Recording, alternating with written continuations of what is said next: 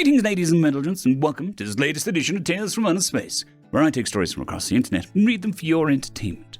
This particular story is called The Human Gatekeeper, written by Sun Praising. Preliminary Report Experiment TMP 83-3441. Lead Scientist Galahans. Species Colgator. Further personnel Zahahan. Species Colgator. Scientific Assistant. As with all projects with TMP 83 series, we studied a species of sapiens with a post-mortem visual enhancer. As protocol, we used a flying drone with concealment technology for the collection of data in the habitat. Technical details are declared in Appendix 1. For context, this allows us to observe what we called gatekeepers of that species. Those are the guides that bring them to the afterlife. From sentient winds to rabid beasts, they can be anything, but usually take form as a deceased member of the species. Most often, only a skeletal or chitinous structure of them. Their behavior depends on species and may include a forceful shove, a fight, debates, or bribery, but is consistent ritual for each species with little deviation for individuals. The race in question are the humans, native to the Sol system in the Milky Way galaxy. As such, descriptions have been made in their history, culture, and art.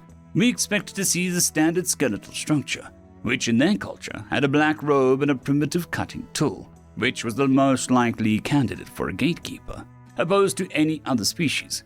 We did see multiple candidates for a gatekeeper amongst their medias, which all fulfilled the role of a gatekeeper.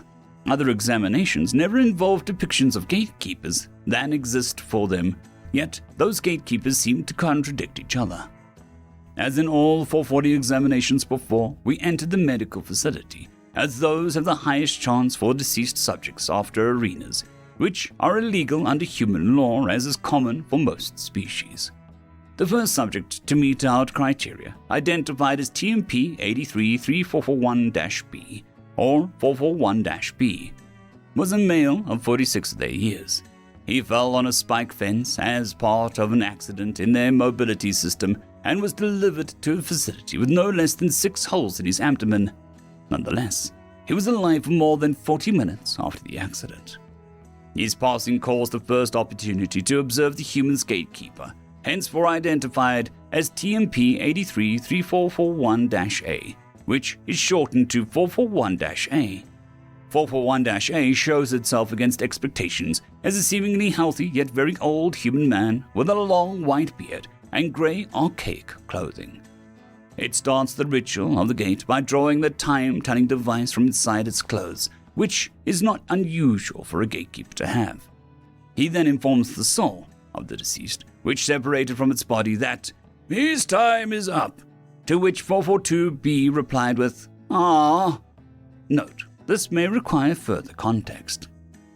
441-B furthermore inquires if exceptions can be made, to which 441-A relays, "Do I look like charity to you? Besides, 46 ain't bad, and you've done a great deal in your life." Seemingly unsure, yet at least willing to continue, 441-A guides him with a hand on his back to the gate. Like all gates observed before, we cannot ascertain what's behind it, and the ritual has been concluded. The second and last subject is 441-C, and an old female that has too many issues to categorize her death as anything other than old age. She was sleeping before the gatekeeper approached her with a time-telling device already drawn, this time in a form similar to the first, yet female. 441-C's soul was able to answer 441-A without waking up with her body. Their conversation goes as follows. "Your time is up. Finally, what took you so long?" Life." I guess that's fair. But can I get a minute or two to say goodbye to my son?" I guess I can wait for 3 minutes." The vital signs of 441-C continue to worsen, yet she wakes up. She looks around for a few seconds, seemingly dazed, until she grasps her personal device and starts speaking. Much to our surprise, the gatekeeper turned around to face us, or rather, our drone. It explicitly condemned our behavior of spying on a dying grandma and then proceeded to smack our drone. This resulted in a severe malfunction with the power system, rendering the drone completely inoperable. After this exchange, we realized that in at least 3 seconds, 441-A had established themselves as the most anomalous gatekeeper observed by far, as it had broken the following 3 rules previously thought valid. Gatekeepers cannot interact with our world. Gatekeepers cannot influence death, only collect souls. And lastly, gatekeepers had no agency of their own beyond executing their ritual. This leads me to the following recommendation. While we could use more knowledge about their gatekeeper, I strongly advise against collecting it or contacting the humans. Despite their high constitution and resistance, they would not be worth the risks of integration. A first contact war may be likely, depending on who contacts them. Their moral values place too much importance on the individuals or principles, which would only harm the scientific efforts, which are much more significant for the Colgator Commonwealth Alliance. While at first contact war is nothing new, the collected information shows that their gatekeeper itself not only can affect the material world, but also delay death of any of his species. We may well have to fight a species that will not die, if their gatekeeper so desires. I would hesitate, if only for a single breath, before wishing our enemies such a war, and seek to avoid it with us at all costs. End of story. Story number 2. The Execution, written by HamsterIV. We thought that it would be a great sport to feed the human to the Karnak's Bone Ripper, and it was for the first 3 minutes.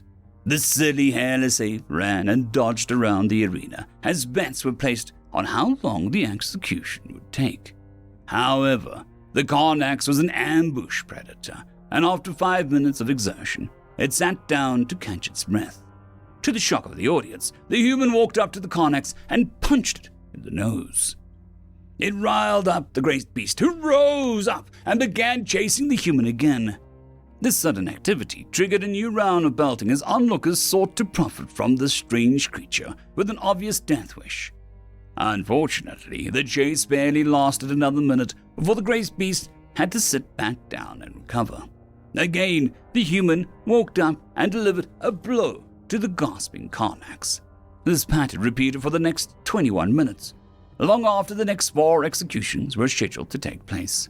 The audience looked on with horror as the human taunted and tortured the great Karnax into chasing it around the arena, savagely beating it every time it tried to stop.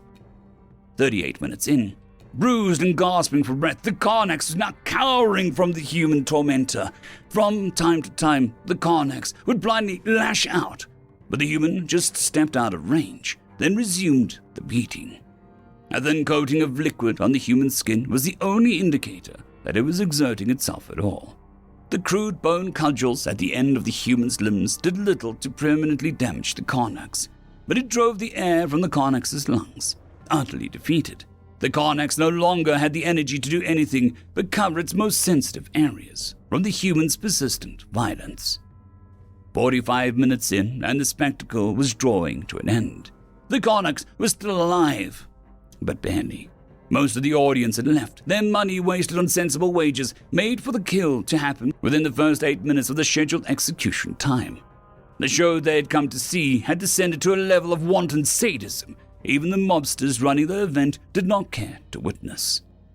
At 59 minutes, 8 seconds, the humans changed tactics and pressed its limb into the Karnax's windpipe.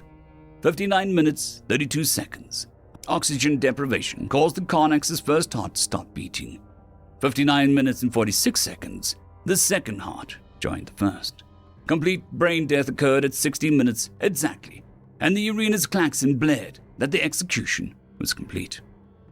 The results were recorded, and a large sum of galactic credits was transferred to one bet that had been placed for the execution lasting an unheard of 60 minutes. The arena was mostly empty by that point, but the few who stayed to witness the end of this bizarre spectacle saw the human pushing the Karnax's body to the corner of the arena before using it as a stepping stone to vault over the smooth arena walls. The few remaining onlookers fled in panic before the sentient apex predator from a distant world. None could stand up to the Karnax bull in its prime, much less something that could dispatch one without a shield and a pulse rifle. Now, in a deserted gallery, the The human stopped briefly at the betting machine to collect its winnings, before disappearing into the night. End of story.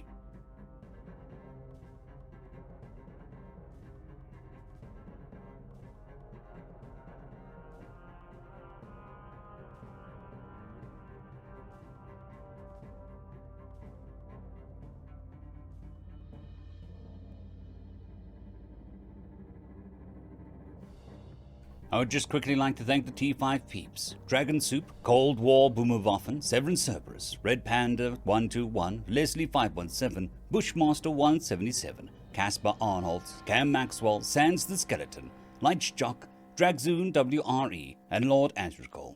Thank you very much.